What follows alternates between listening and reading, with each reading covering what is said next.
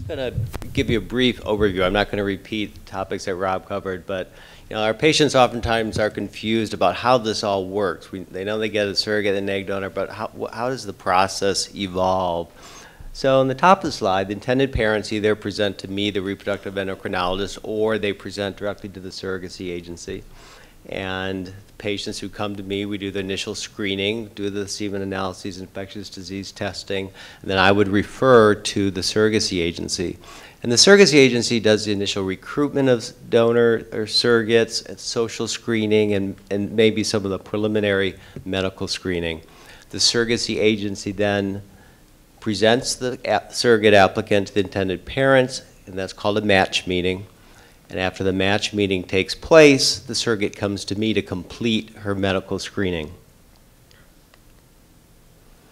And in the medical screening process, what I'm trying to do is to provide my patients with the best possible environment for initiation of the pregnancy and for carrying this pregnancy to term. So we want to look for the ideal intrauterine environment. So we're going to carefully review her past medical and obstetrical histories, look at her lifestyle, work, diet, and exercise, complete physical exam, a detailed uterine evaluation by ultrasound, sonohystogram, possibly a hysteroscopy to make sure we have a normal environment on the inside of the uterus. She has complete infectious disease screening and urine drug screen. And then she's medically cleared.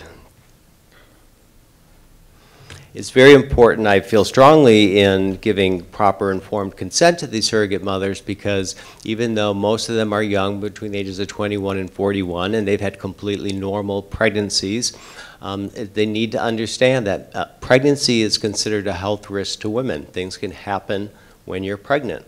And unfortunately, out of every 100,000 births in this country, there's about 8 maternal mortalities, women who die related to a pregnancy-related complications. So I think it's very important to point this out to our surrogate candidates, who I think are amazing women who offer to give up a year of their life, and they take on these medical risks to help other individuals and couples have babies.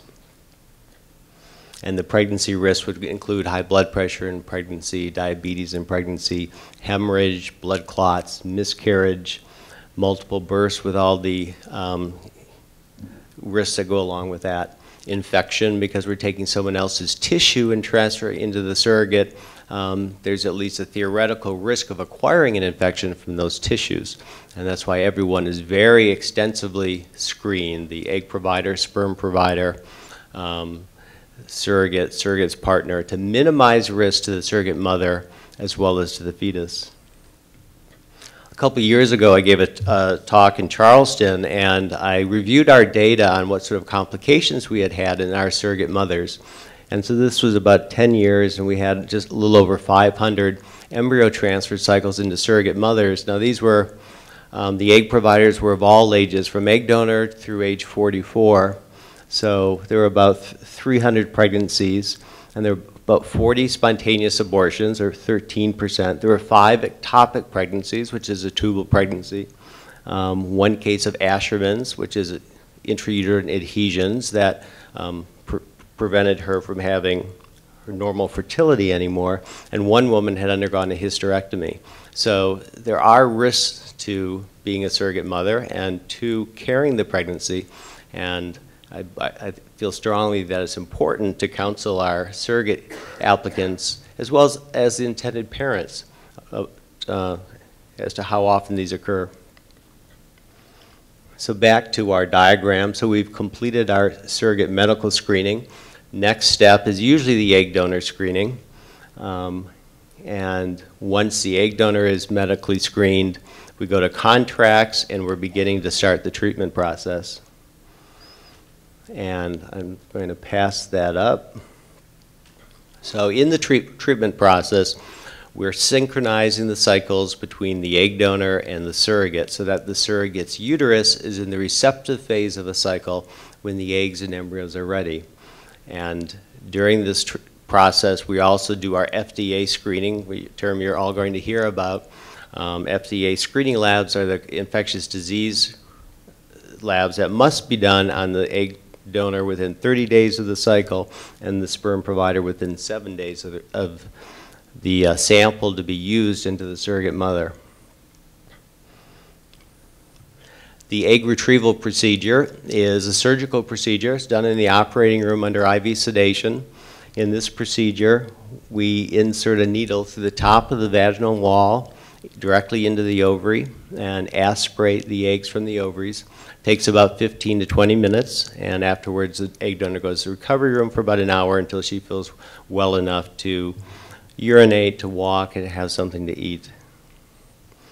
And this is an actual egg retrieval with the needle, and the eggs are collected in that little test tube that you're seeing. Oops, yep, it doesn't go backwards. We culture the embryos for 5 days, and the 5 days in culture are very important because it allows us to select those embryos with the highest chance of initiating the pregnancy. And as Rob said, it's really a beauty contest. We grade all the embryos. They're given scores according to their appearance and do they have the proper structures, and then we'll select the best 1 or 2 embryos for transfer into the surrogate's uterus.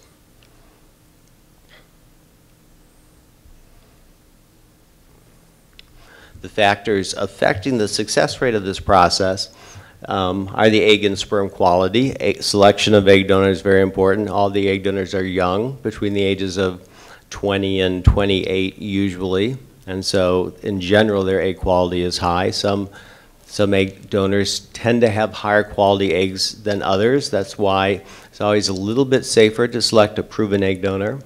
The cycle monitoring is very important. You want the eggs to be mature, but you don't want to overcook the eggs and decrease the quality. The IVF lab is important. You want to work with a lab that has experience with egg donor cycles, and I think experience freezing and thawing embryos so you can take advantage of the extra embryos that are frozen in that treatment cycle.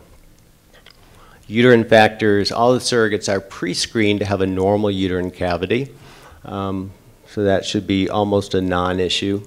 The quality of the embryo transfer, what we've learned in the last 5 to 10 years is that ultrasound guidance can help with the placement of the catheter in the embryos, and it's a way to optimize the pregnancy rates per treatment cycle. And the BMI of the surrogate, Dr. Vic Sahakian published a study a couple of years ago showing that surrogates with BMIs of 35 and over had lower implantation rates and higher miscarriage rates.